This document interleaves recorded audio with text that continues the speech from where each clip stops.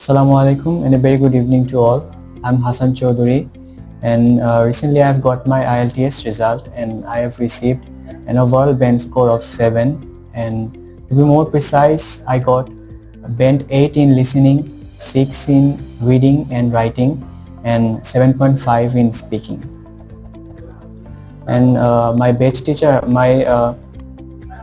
number was HZ11224, and I was a student of HEXA'S Zindabazar.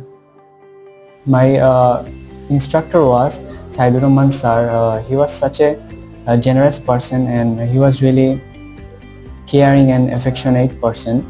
And I remember that he was also a really jolly person too. And my co-instructor was Merab sir, and he was also a really helpful person too.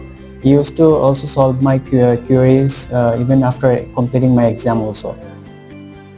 And during my IELTS preparation phase, I have always practiced Cambridge series both for listening and reading, and I have attended all the partial tests and mock tests that were provided by HEXA'S Zindabazar. And I'd say if you want to do a great result, not only just 7.5, 8, 8.5, you should try to utilize all the facilities that are provided by HEXA'S, so you can actually get your desired score.